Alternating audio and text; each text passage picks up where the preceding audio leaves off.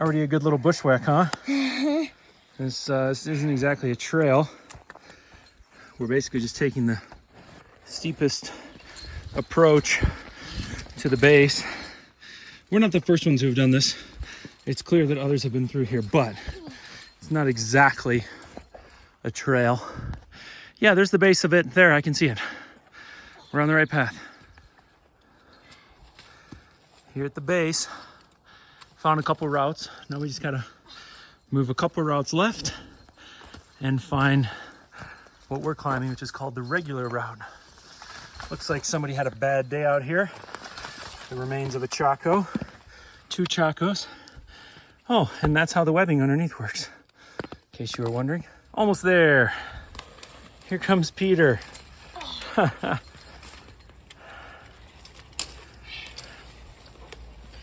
Hey Dad, does this remind you of Alaska? It's actually slightly better than Alaska. I was just telling Peter it was quite a bit worse. Nice job. He emerges from the foliage.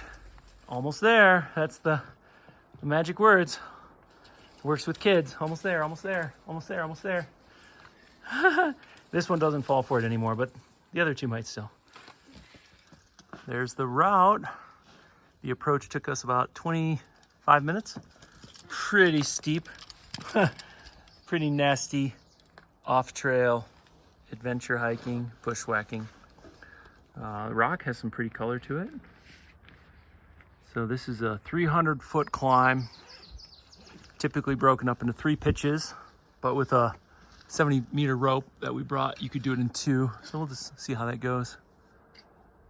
All right, Petey, you ready? Yep.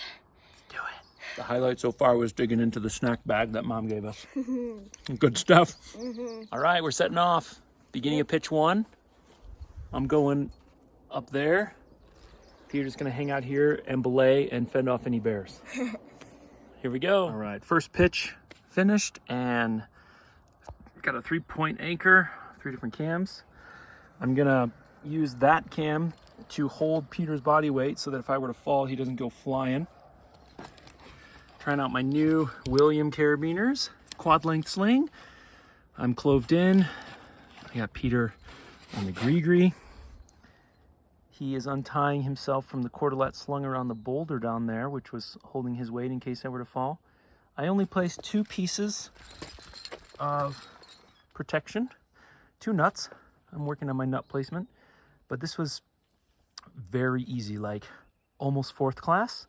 So like you could just get up here on your own with no ropes, and it, in my opinion, wouldn't be foolish or reckless. So I only put in 2 pieces so that he didn't have loads and loads to clean. That's my guy on his first multi-pitch. We're about 30 minutes into the actual climb up here on a dome called Little Baldy. Just finished pitch, well, he's just finishing pitch 1. And good time, only 9 minutes. Probably you spent more time trying to get that nut out of the crevice than anything else, didn't you? All right, top of pitch 1.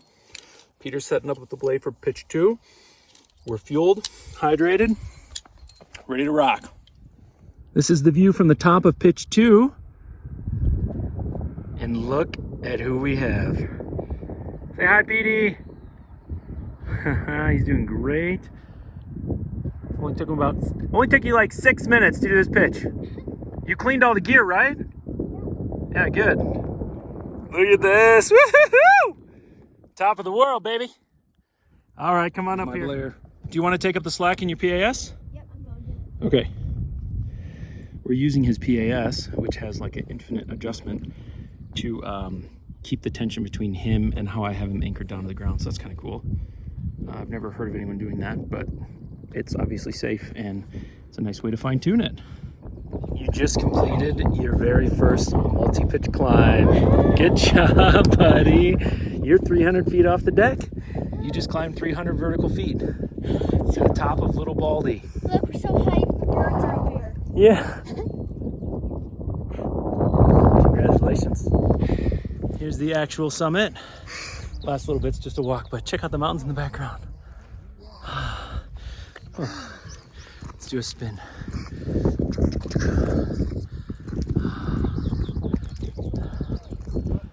All right. I dropped Peter off so he could sneak up on his mother and siblings who were waiting for him to come back from the multi-pitch. And I heard screaming of rejoicing while I was driving in the car with the windows down. Through bushes. I heard this yelling just now from the car. That was sweet. Oh, did you get him, Peter?